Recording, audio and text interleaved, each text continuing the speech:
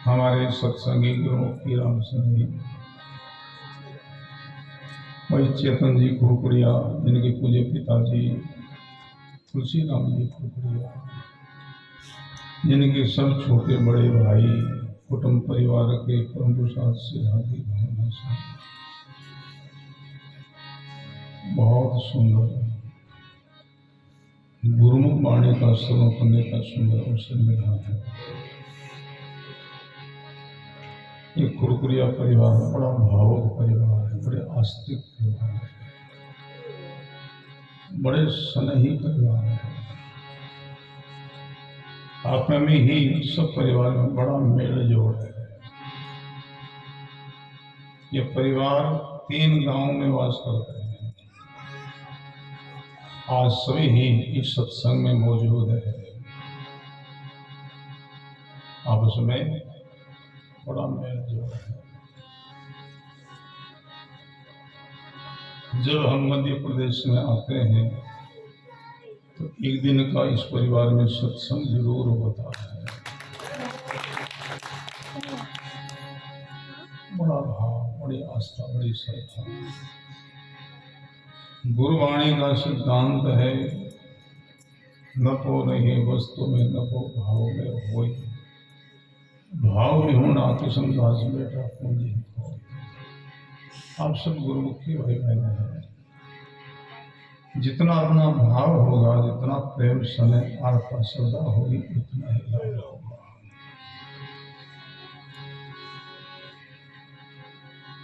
व्यापारी वस्तु की खरीदी करता है, उनका वो तोल करता है। वस्तु का तोल नहीं बढ़ता है, वस्तु का मोल बढ़ता है, भाव बढ़ता है। और जितना बढ़ता है उतना ही व्यापारी को लाभ होता है। भाव घट जाए तो नुकसान हो जाता है, घाटा हो जाता है। भाई बहनों, अब हम सब लोग इसी ही सत्संग पंडाल में बैठे हैं। कई आगे बैठे हैं, कई पीछे बैठे, कई मध्य बैठे हैं, सब साथ सुन रहे हैं। फिर भी अपन सब लोगों को लाभ जो सिद्धि है वो बराबर नहीं होगा। लाभ सिद्धि में भेद रहेगा, फर्क रहेगा। इस प्रसंग को श्रवण करने से शंका होती है। हम सब साथ बैठे हैं, आगे पीछे मध्य कहीं भी सब साथ सुन रहे हैं, फिर भी लाभ सिद्धि बराबर क्यों नहीं होगा, ये शंका होती है।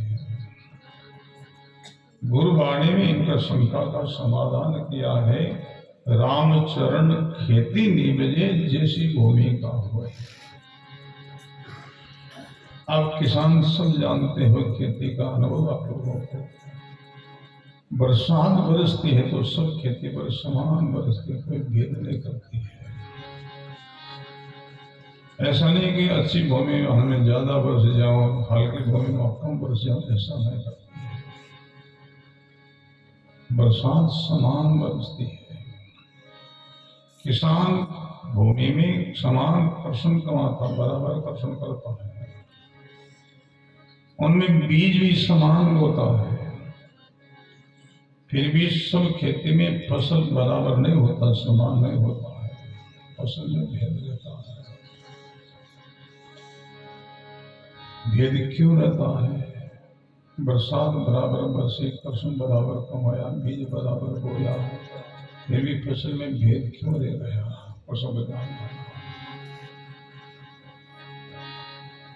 गुरुवाणी कहती है भूमि का वेद से फसल में भेद रहता है। भूमि में भेद कैसा? आप किसान सब जानते हैं, जब उपजाऊ भूमि, अच्छी भूमि, तगड़ी भूमि है, वहां फसल विशेष हो जाता है।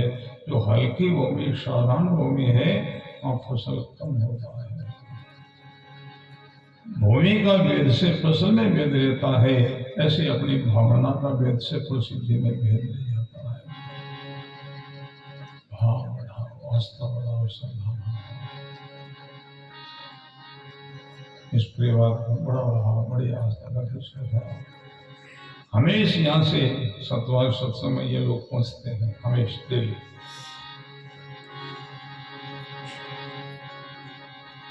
शाम का ही जहाँ सत्संग वहाँ भी पहुंच जाते हैं, सवेरे भी सत्संग वहाँ भी पहुंच जाते हैं। इस टुकड़िया परिवार को बहुत बहुत हम साधुवाद देते हैं, छोटे बड़े सब।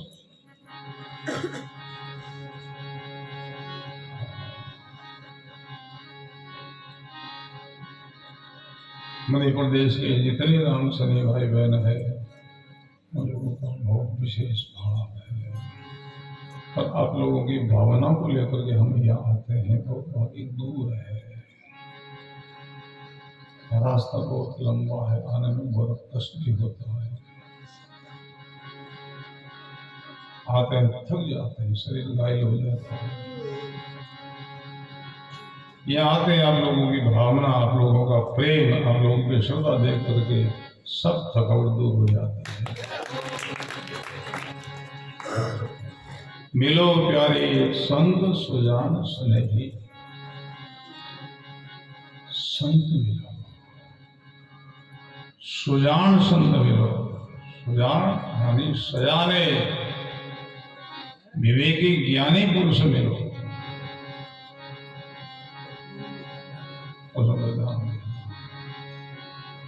दुर्लभ है,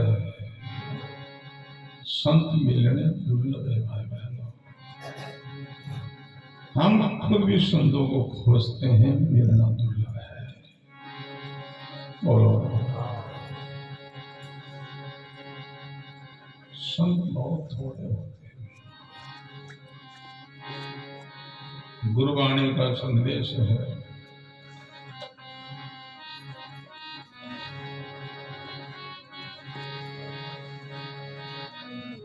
हीरा की खाना नहीं, अंसारी नहीं है पांत।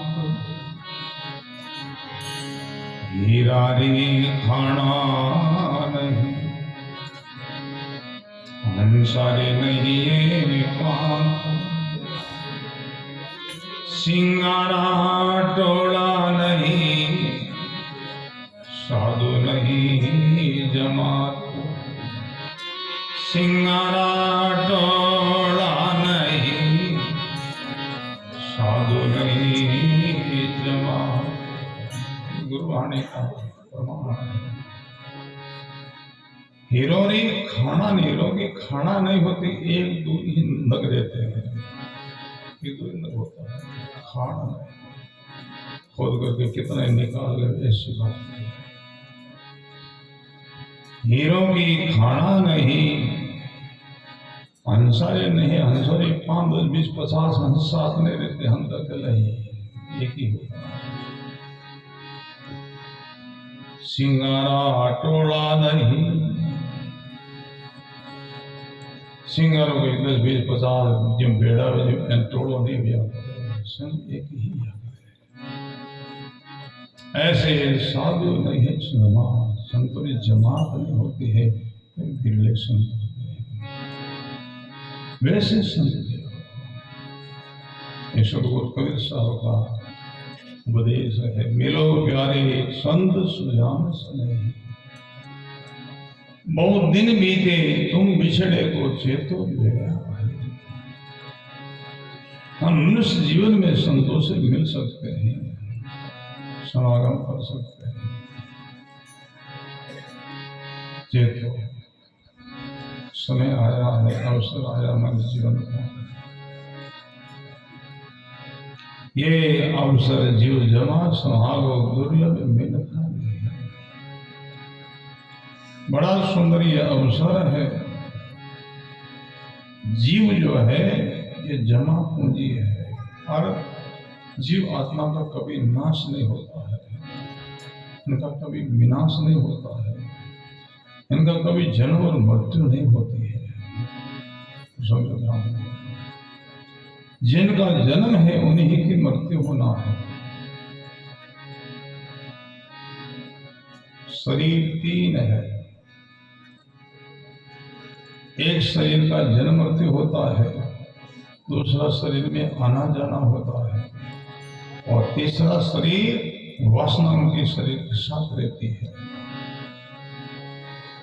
ये स्थूल शरीर इनका जन्म और मृत्यु है। इनके अंदर शरीर एक और जिनको सूक्ष्म शरीर कहते हैं, उनको आना जाना होता है एक शरीर से दूसरे शरीर में, एक लोक से दूसरा लोक में। तीसरा वासना का शरीर है और सूक्ष्म शरीर के साथ रहता है। जीव किधर जाता है? जिधर जीव की वासना है, जिधर जीव का झुकाव है, अंत में जीव उधर ही गति करता है। परमात्मा के ओर झुकाव है तो मुक्ति मोक्ष पाएगा, जगत की ओर झुकाव तो फिर दूसरा जन्म पाएगा। सत्संग अपने को यही सिखाती है, जैसे तैसे भी अपना झुकाव परमात्मा की ओर हो जावे, राम जी महाराज की ओर हो जावे, तो अंत में जीव परमात्मा की तरफ ही गति करे। पुरुषों का ध्यान रखना, सब गुरुमुखी का ध्यान। भूमि पर जो वृक्ष जो खड़ा है, उन वृक्ष को हम काटते हैं तो वो काटने की बात कौन दिशा में गिरता है? अनुभव करो। वृक्ष को काटने के बाद वृक्ष कौन दिशा में गिरता? पूर्व में, पश्चिम, उत्तर, दक्षिण में, कौन दिशा में? सिद्धांत कहता है वृक्ष को काटने के बाद वृक्ष उसी दिशा में गिरता है जिस दिशा में वृक्ष का पहले से झुकाव है, उधर ही गिरेगा काटते। ऐसे शरीर को छोड़ते जीवड़ा किसी दिशा में जाए जिस दिशा में जीवड़ा को झुकाव है। जगत की ओर झुकाव और जगत में ही जाए, अभी कुछ और फिर कुछ बन करके आए। संतो घर ही में घर बहुत तेरा, घर में ही बहुतों का घर है। जिस घर में मनुष्य रहता है, इन घर में और भी कई प्राणी वास करते हैं, वो अपना घर मानते हैं। चूहे, बिचौलिए, कीड़े मकोड़े, मच्छर, मक्खियां, कितने कितने जीव यहाँ वास करते हैं घर में, वो अपना घर मानता है। संतो घर ही में घर बहुत तेरा, चिड़ी कमेड़ी कुसुंदर सुशोधन, वो कहे घर मेरा, वो अपना घर मानते हैं। एक वस्तु का दो मालिक बने तो आपस में विवाद होता, झगड़ा होता, संघर्ष होता। मनुष्य कहता घर मेरा है और वो प्राणी कहते घर मेरा है, वो आपस में टकराव, विवाद हुआ। विवाद होने के बाद में क्या करते हैं? अपना अधिकार सिद्ध करने के लिए हम अदालत में अपील करते हैं, अदालत में जाते हैं। मनुष्य अपनी अपील की और वो प्राणी अपनी अपील की। मनुष्य कहता है ये घर हमारा है, हमको फैसला मिलना चाहिए। जो आविशों द्वारा कीड़ा मकोड़ा मच्छर के तो घर हमारा है, हमको फैसला मिलना चाहिए। न्यायाधीश ने मनुष्य से पूछा, मनुष्य घर तुम्हारा है? हाँ जी घर हमारा है। कितने वर्षों से? अब कितना वर्षों को बताया? जितनी शरीर की आयु है, उम्र है, कितने बताना पड़ेगा। उम्र है 50 साल की तो 90 साल करो घर हमारा, थारी उम्र कितनी? 50 की तो 90 साल कर थारो के बयान देखता होगा। बयान करने वाले लोग बड़े विवेक से समझदारी से करते हैं, और उनमें खुद में अकल नहीं है तो वकील से कहा ऐसा बयान कर दिया तो तुम बहुत जीते बोलो। न्यायाधीश ने पूछा, रे मनुष्य घर तुम्हारा है तो कितने वर्षों से? बोले 50 वर्षों से। अमुक साल का हमारा जन्म है, अभी अमुक साल चल रहे हैं, कितना वर्ष कितने गिर लो, 50 वर्ष हो गए, 50 वर्षों से ये घर मेरा है। न्यायाधीश ने मनुष्य का बयान पूछ लिया, एक तरफ बिठाया। अब न्यायाधीश ने उन प्राणियों को बुलाया, प्रसव ध्यान देना, जो है विष्णुधर, कीड़े मकोड़े मच्छर मक्खियां सब। न्यायाधीश ने पूछा, प्राणियों सच कहोगे? ईमानदारी से कहेंगे, झूठ कबूल करें करें बात तुम्हारी आगति हुई है, अब क्यों झूठ बोलेंगे? तो यार घर तुम्हारा है? हाँ जी घर हमारा है। कितने वर्षों से? बोले वर्षों का मत पूछो, तो ऐसे पूछो कितने जन्मों से, ऐसा पूछो। कितने जन्मों से ऐसा पूछो। वर्ष गया, बहुत जन्म हो गया, बढ़िया अभी जन्मान आगे ठिकाणों कर जावे घटे और सब ध्यान दो। जीव आगे तुझको जाना कांते पहली पकड़ ले रे ठिकाना है। जीव आगे जानो पड़ी, आगे ठिकाना छोड़ दो। कर ले मना हम दिन की तजवीज, भजन करो सुमन करो साधना करो सत्कर्णी करो, अच्छा ठिकाना होगा। बहुत जन्मों से घर मेरा है, हम यही रहते हैं, यही पड़े हैं, यही जन्मते हैं, यही मरते हैं, आगे जाएगा। बड़ा सुंदर प्रसंग है, आगे ठिकाना करो। जैसा जिधर जीव का झुकाव है वहीं ठिकाना होगा, वहीं जाना होगा। ये अवसर जीव जमा संभालो, दुर्लभ मिनखा देही, अभी ही समझ रहे हो घट बेहतर जन्म सफल कर ले। समझो मर्जुन को मौका मिला है, परमात्मा ने सब सोचने की शक्ति दी, विवेक विचार समझ दिया है, क्रिया शक्ति दी है, और मनुष्य को दिया है, वो दूसरे प्राणियों को परमात्मा ने नहीं दिया है। बोलो राम। मनुष्य को विवेक दिया है, विचार दिया है, समझ दी है, क्रिया शक्ति दी है, सोचने की शक्ति दी है। दूसरे प्राणियों में ये कहाँ है? कहाँ विवेक विचार उनमें? उसमें कहाँ है वो? जिस स्थान में चलो वापस गोबर करो, कहाँ अकल करते चलो गोबर करो, उनमें अकल नहीं है, उनमें विवेक नहीं है, समझ नहीं है। ये विशेषता केवल परमात्मा ने मनुष्य को ही दिया है। और मनुष्य को क्यों दिया है? वो भगवान की वाणी है। सब मम प्रिय जो मम उपजाए, सब जे अधिक मनुज मोहे भाए। सब मम प्रिय जो मम उपजाए, सबसे अधिक मनुज मोहे भाए। सब मम प्रिय जो मम उपजाए, मैंने जिन जिनको बनाया, पैदा किया, सृजन किया है, वो सब हमको प्यारे हैं। पर सब में वो मनुष्य जो हमको विशेष प्यारा है। सब मम प्रिय जो मम उपजाए, सबसे अधिक मनुज मोहे भाए। मनुष्य हमको विशेष प्यारा है, इसलिए हमको मनुष्य को ये विशेषताएं दी है।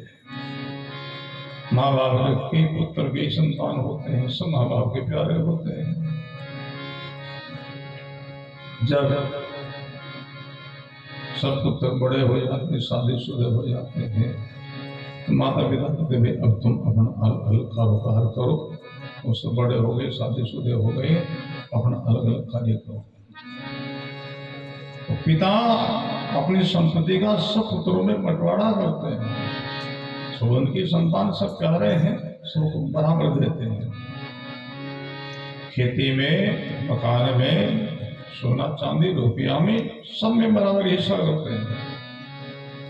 माता पिता से पास में कोई गुप्त वस्तु, कोई छाने की छुपाई वस्तु, जिनको केवल माता पिता को भेद, दूसरों किसी को भेद नहीं है, उन वस्तु का सब पुत्रों में बंटवारा नहीं करते हैं।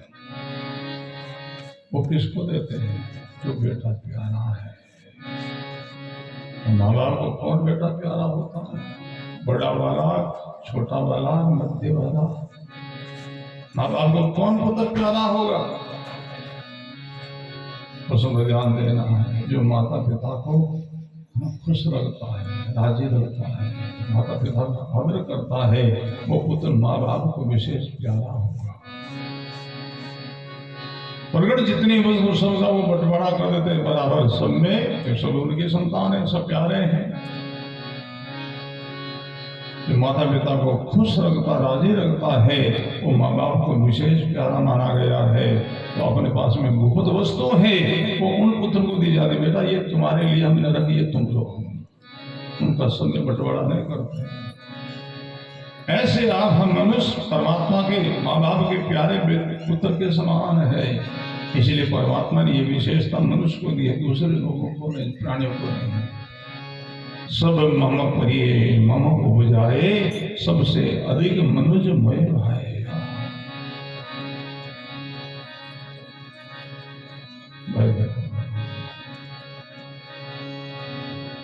विवेक हाँ समझ को कहाँ। विवेक क्या कहता है? विवेक किसको कहते हैं? सत्य क्या है, असत्य क्या है, मैं कौन हूं, मेरा कौन है, इन जानने का नाम विवेक कहलाता है। और ऐसा विवेक सत्संग के द्वारा होता है। बिन सत्संग विवेक नहीं होई, राम कृपा बिन सुलभन सोई। तो सब ध्यान देना, बिन सत्संग विवेक नहीं, सत्संग बिगड़ी ये विवेक नहीं होता।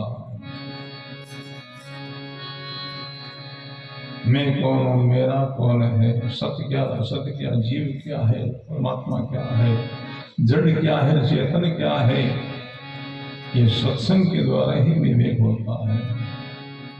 और राम जी की कृपा के बिगड़ जीवन में सत्संग दुर्लभ है।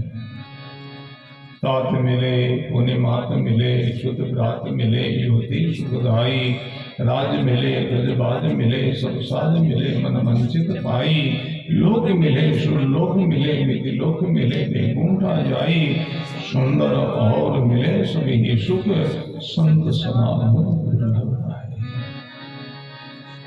और सबको सुलभ बताया है। अरे सत्संग को दुर्लभ क्यों? इस लोक का सुख, परलोक का सुख, सुविधा, आराम, दिला सब प्राप्त हो जाए और सुलभता से, सरलता से। सत्संग को दुर्लभ क्यों बताया, औरों को सुलभ क्यों? और सब अपने पुरुषार्थ का फल है, इसलिए सुलभ है। कोई भी प्राणी अच्छा पुरुषार्थ करे, अच्छी करनी करे, तो इस लोक और परलोक दोनों की सुख सुविधा मिल सकती है। और पुरुषार्थ करने में आप हम सब लोग आजाद हैं, स्वतंत्र कर सकते हैं।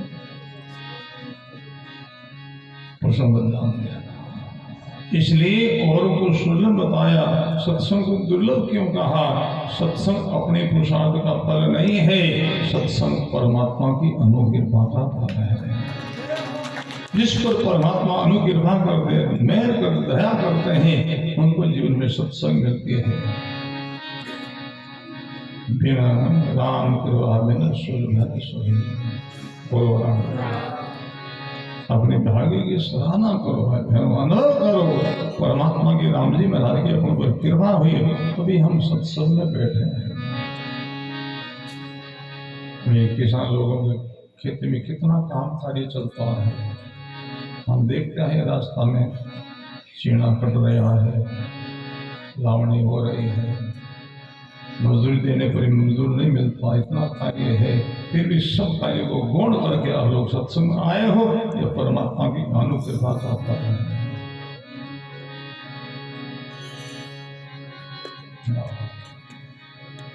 सीखो शब्द सदा सुखदाही, जुग जुग हम गौराही।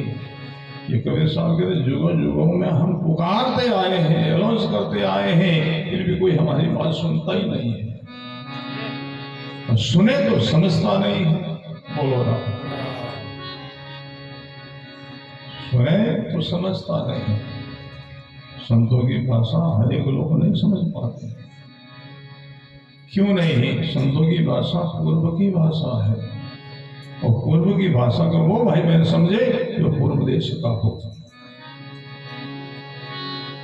पूर्व का अर्थ सतलोक की भाषा है। कबीर साहब ने वाणी में गाया है,